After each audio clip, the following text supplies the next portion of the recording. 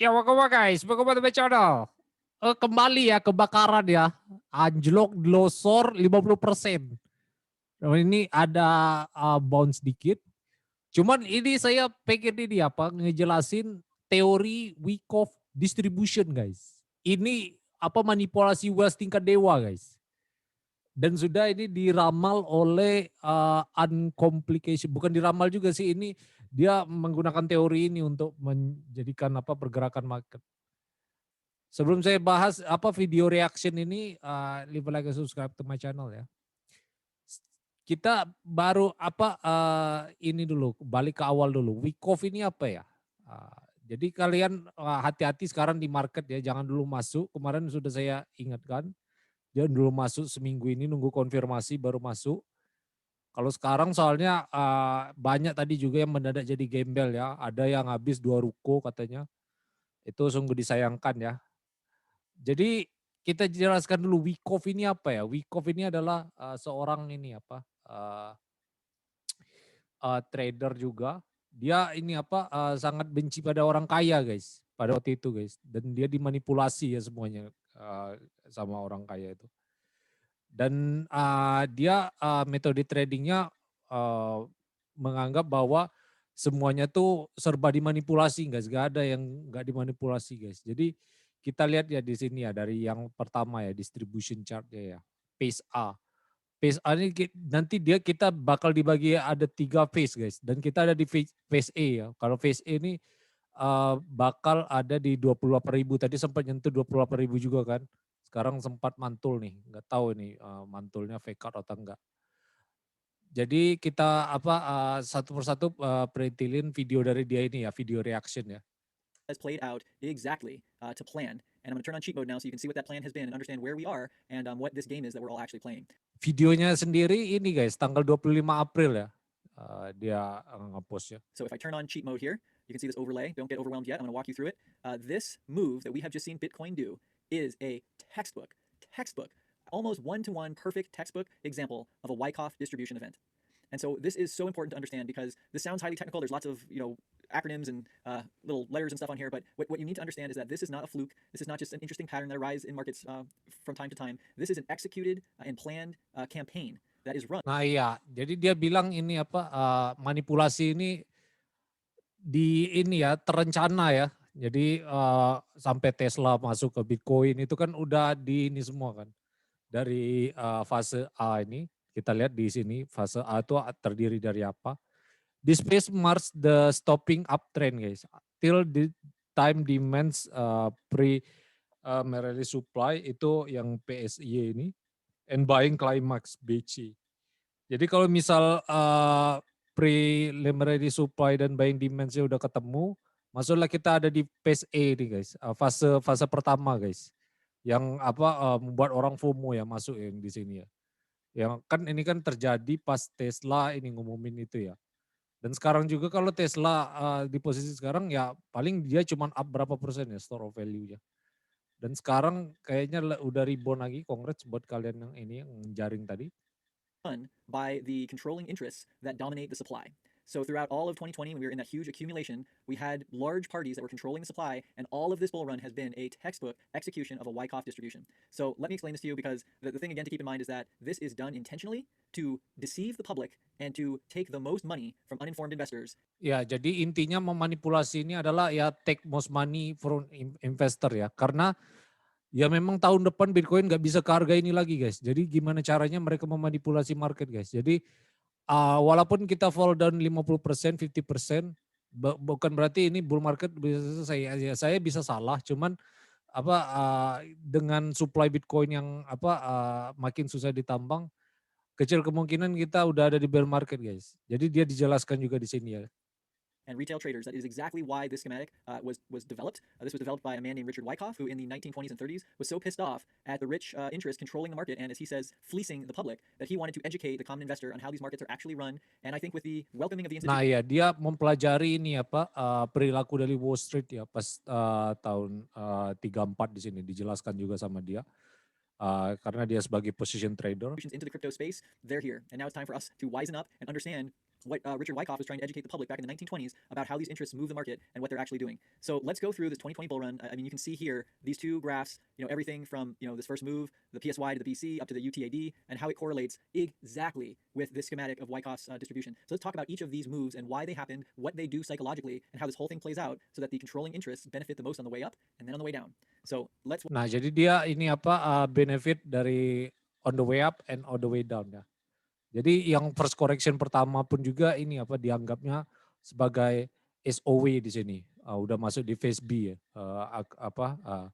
This phase can be marked a building cost preparation to downtrend. Jadi udah kelihatan downtrendnya semenjak ini ya Februari kemarin ya anjlok 20% ya. Jadi itu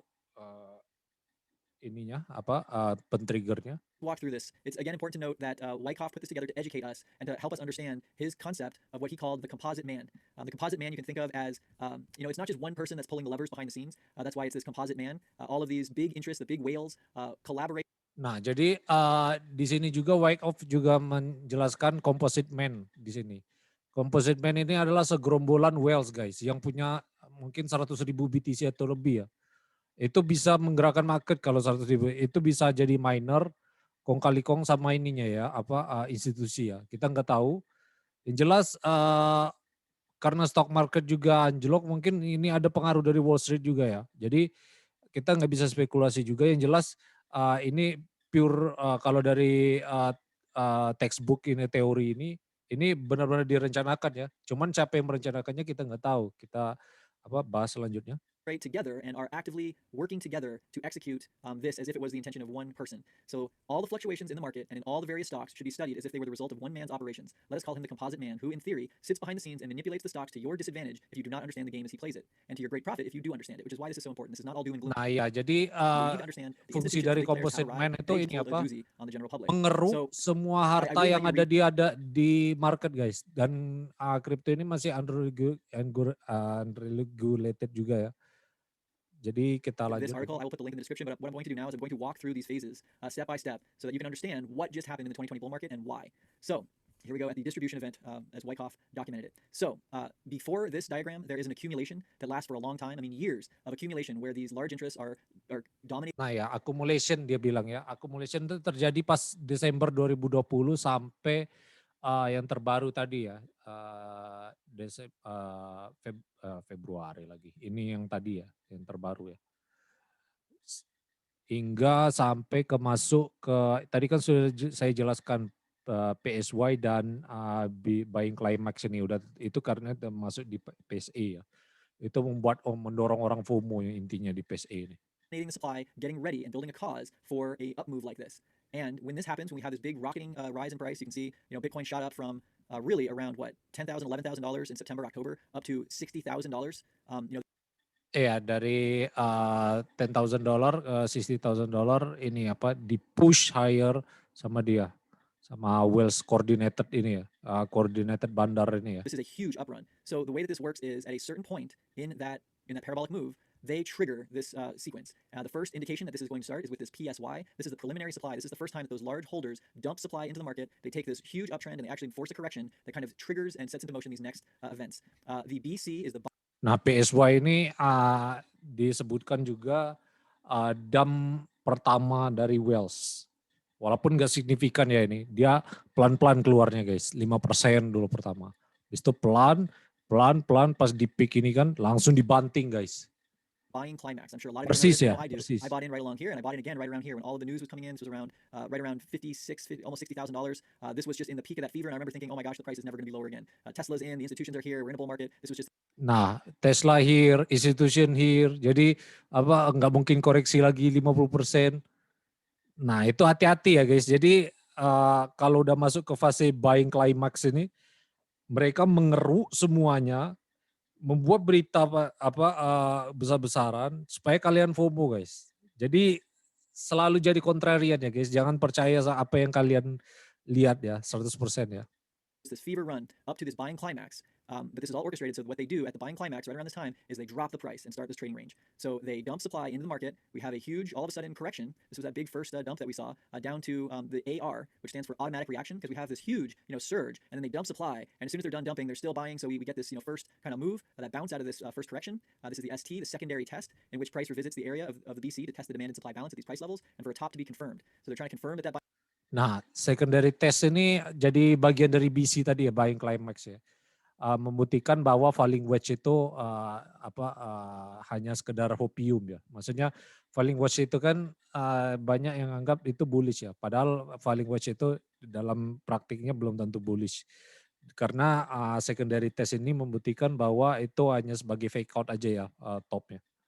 buying climax was the top. Now we've got this trading range defined between the buying climax and the automatic reaction. So then, as they continue to manipulate the supply, they actually cause fear by bringing the stock from this secondary high all the way down to the show of weakness or sign of weakness. And so I'm sure a lot of you remember this. This is when it went down to $43,000. Great. Nah, yang $40,000 yang SOW itu, yang pas kemarin saya loss 1 BTC itu merupakan sign of weakness guys dari market guys. Jadi ya falling wedge memang baru terbentuk, tapi volumenya sudah mulai berkurang guys, karena mereka udah pelan-pelan udah mulai keluar guys. Makanya bilang di sini kan sign of weakness. Great buying opportunity for those of us that were following, but that was that show of weakness, sign of weakness, that $43,000 price that we hit right here in early March, late February. And what that does is it occurs at or slightly below the trading range, and it's used to indicate a change of character in the price action of the stock. So this is the moment where supply becomes dominant. They've actually increased the supply all the way down, actually breaking the trading range, creating this lowest low of the trading range, and then we have this next move up to the UT. So there's a couple UTs that happen. These are up thrusts where we hit a low, but there's this huge demand, this huge interest in this narrative of us going to 220, etc. So we get up to these up thrusts and then back down again. And so this whole range, what has been happening is it goes. Ya di UT ini up thrust ya guys. Jadi intinya mengembalikan psikologi kalian, oh ini market udah bullish, udah mau ke all time highs lagi. Padahal udah ada sign of weakness ya di sini ya. Karena ini sebelumnya udah ada di all time lows, bukan di all time lows juga sih. Maksudnya UT ini kan di bring di all time highs. Dan muncul lagi all time highs baru, ada harapan baru. Goes up and down and consolidates, and hitting this resistance, $60,000 has been the ceiling that we just keep bumping up against. This whole thing is engineered in Wyckoff's view to exhaust demand. And if you think about how you felt in the last 3 months from the surge of that buying climax to just this. Nah ya, fungsinya mereka ini ya di fase B yang lebih lama untuk meng-exhaust the demand ya guys. Jadi demandnya tuh dibikin kecapean guys. Karena dibikin, oh ini bearish atau bullish atau kayak gitu kan. Jadi dibikin sideways kayak gini, tapi masih ada all time highs-nya juga guys. Biar kalian masih hopium sama the market ya. Going through the ringer, it has exhausted demand where people are no longer willing to buy at that $60,000 mark because we keep having these corrections, we can't get out of the zone. So that's what this whole phase in phase B is about, exhausting demand. So then what we all just experienced a week ago, that fateful Friday and then Saturday, where all of a sudden the price ran up, past 60,000, we broke out of the range, everyone was excited. This is called the UTAD. This is the up thrust after distribution. So they've already done their distribution and they've set up their short. Nah, up thrust after distribution tadi ya udah distribution kan udah ada di fase ini ya, A dan B tadi ya. Kalau udah ada di fase utat ini, dia pasang large short position ya. Makanya dia kemarin bring berita dari miner itu ya, miner capitulation di Cina itu ya. Nah itu apakah berhubungan sama miner kita nggak tahu. Yang jelas apa mereka kongkali-kong sama whale saya nggak tahu. Yang jelas ini udah ada textbooknya ya seperti ini ya. Positions that they're ready to take on the way down, and then they do this final test. This is let me read it here. It occurs at the later stages of the trading range and provides a definitive test of new demand after the breakout above the TR resistance. And this is analogous to what's called a spring in the accumulation phase, where they dip the price really low to kind of trap all the bears in accumulation, and then they shoot the price up really high to trap all the bulls before phase D. So they've benefited the most from their control of this. Ya, jadi Yuta tadi memberi kesan untuk fake out guys, dari favor the bulls guys. Jadi kalau kalian kejebak kemarin beli di 64.000, I don't know guys, kita bisa recovery-nya sampai kapan guys? Karena sekarang udah tadi 28.000 ya anjloknya. Stock, they've exhausted the demand, they've set up their shorts, and now the whole sequence is taking this back down. So these LPSYs, this is where we are now. This is today's prices as we've fallen down from the 60, and everyone's saying, oh, this is just another dip like these other ones. It's just another dip. We're still going up. If you look at how this is engineered and what they're doing, just be advised that it might be yang LPSY ini last point of supply ini dijelaskan bahwa ini final distribution terakhir guys. Jadi mereka pengen ngempaskan terakhir guys. Nah ini final dumpnya guys, karena short position ini kan udah ada di Utah tadi yang paling atas. Dan yang ini sisanya guys, sisanya itu yang paling ini guys, empasannya paling sakit guys, karena distribusinya udah lama ada fase A, fase B, fase C, fase D. Dan fase D sampai kayak yang tadi guys, udah fase E itu udah 28.000 ya nyentuh tadi. a little bit longer until we're going up again. It's much more likely that we're going down into a larger consolidation that takes months for them to build their next position to make another move up. The market doesn't just move; the market is moved so that the people that are, buying or I'm sorry, selling people something at a huge markup can then benefit from the shorts when it's marked down. Then they build up that accumulation, and then they can do it again. But this needs to cool off, and that's what this whole next phase is. The LPSYs, after testing support and a feeble rally on narrow spread, shows that the market is having considerable difficulty advancing. This inability to rally may be due to weak demand, substantial supply, or both. The LPSY. Ya intinya last point of supply tadi ya itu sudah saya jelaskan, dan juga ini apa transfer of wealth dari strong hand ke weak hands ya. Represents exhaustion of demand and the last waves of large operators distribution before markdown begins in earnest. So we're here in phase D, and the big question is, what does phase E look like? It's very hard for me to look at this sequence and understand how much benefit those controlling interests were able to get from taking their stocks that they owned the majority of, skyrocketing the price, then exhausting that demand so they could bring it back down and buy everything back at a discount, only to accumulate and do it again. So how far are we going down? Do we really think that Ya, how low can we go guys? Dari anjlok ya, parah ya, gila. after a perfect textbook Wyckoff distribution with no reaccumulation, we're just going to rocket back to the moon? I really challenge. Nah, yang phase E ini final capitulation guys. Jadi iya tadi yang sempat nyentuh 28.000 ya, banyak yang jadi gembel mendadak. Saya turut prihatin karena saya kemarin lihat, sudah saya bilang untuk konfirmasi lihat 1 minggu ke depan dulu, dan sekarang agak susah karena mereka nggak bakal balik lagi duitnya karena kita udah ada masuk di fase E guys. Fase E itu manipulasi terakhir ya sebelum kita going back up lagi ya ke new all time highs ya.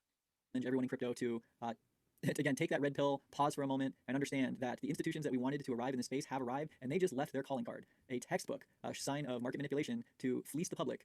So just I know YouTubers that they want to show a positive. A positive stance, and the videos that get the clicks are the ones that talk about how we're all going to $100,000 in April and et cetera, et cetera. But just be. Ya, jadi banyak hopium juga yang terjadi di media. Jadi kalau udah banyak itu jadi sign buat contrarian ya. Advised, this happened. And this is not something that just happens, by chance. Every single one of these moves has a rationality behind it, and the rationality for where we are now is that they have been. Banyak yang bilang ini bentuknya kebetulan sama ya, tapi ternyata ada textbooknya guys. Jadi ini ada rational move behind it ya guys. Maksudnya ada pergerakan rasionalnya di sini guys. Pergerakan ini sesuai sama psikologi kita guys. Jadi ada yang bilang kemarin psikologi nggak bisa dihitung, ini bisa guys. Karena ini ada textbooknya di sini ya, teorinya. Distributing their shares, they've been setting up their shorts, and now we're going down. So a lot of people that are, I would say, more realistic are talking about price targets in the the 40s, maybe even lower. I'll just say you won't catch me buying this dip because the dip, as far as this plan that has just executed is described. Nah ya, LPSI ini dibuat banyak yang anggap oh ini kita harus catch the dip. Banyak orang buy the dip kan. Tapi kita nggak tahu kan dipnya keeps on dipping kan. Dip beli, taunya malah makin anjlok. Nah itu sengaja dibikin kayak gini guys. LPSI ini dibikin berkali-kali biar mereka ngelepas supply distribusinya itu lebih banyak. Jadi anjloknya lebih besar. I believe that we're going to go lower, but I do believe that we are on track. I believe in the stock to flow model. I believe in the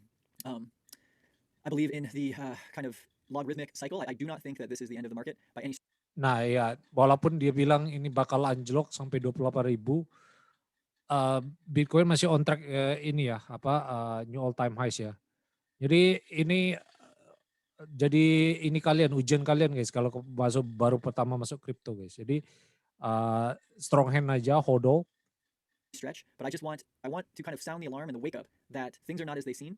That this whole sequence is to trap us in these cycles of elite. Nah jadi kita ini ya udah dari semuanya dia.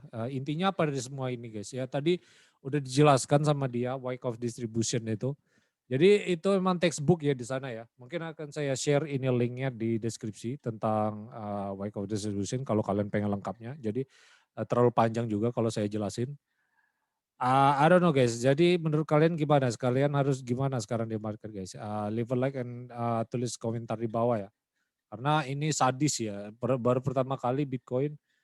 Ini pun Binance lagi ini ya. Lagi error ya gara-gara sekarang ini. Banyak yang juga kena liquid gara-gara mereka nggak bisa login ya. Sungguh disayangkan ya karena nggak pasang stop loss. Ya udah guys, itu aja agak panjang. Leave a like, subscribe to my channel.